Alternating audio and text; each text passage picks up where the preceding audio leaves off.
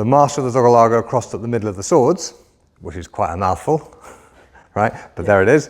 The third play is grabbing the point of the sword. Now, you may be concerned that you'll cut yourself, and if you do this wrong, you might, but Fiore shows, and many other medieval treatises show, grabbing a sharp blade. If you do it correctly, it's easy enough. So I parry, and I feel that that's in reach. So my left hand, or the hand on the pommel, grabs it, and that gives me an opportunity to strike with or without a step. Boom.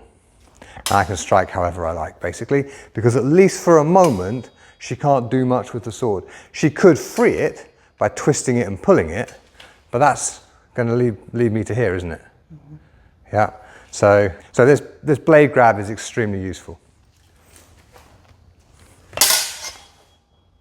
Now the footwork is specified for this, so I step forward to grab, and after that I will probably pass in. It's illustrated with the right foot forward at this point.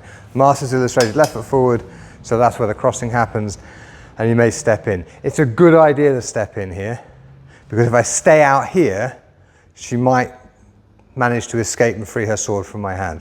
Right? But if I'm stepping in, she's not going to have time to free herself. So, parry, accrescere with the grab, and then step in. Parry, accrescere with the grab, and step in to strike.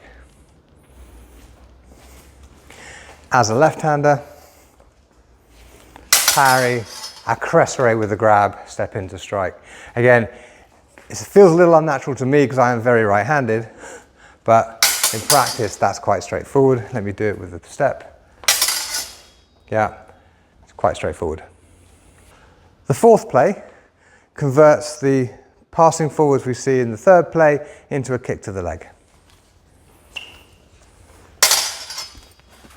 So if she, for example, was pulling back to try to escape, that will break the leg very nicely, and it's not fundamentally different, and it's quite difficult to train that safely with your friends.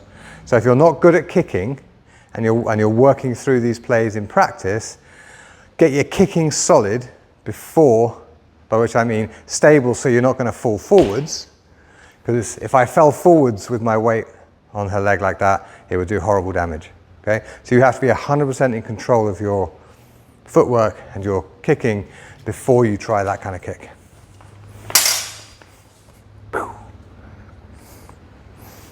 Yeah, once more.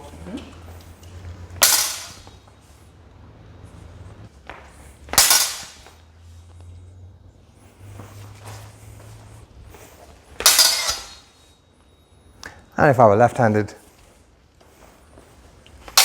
there's the grab. The kick is going to feel a bit different because the leg is in a different place relative to me, and I'm going to need to get a little bit closer to do that properly.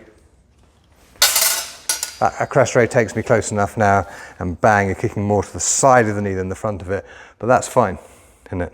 I mean, no. So, fourth play, grab the blade and kick.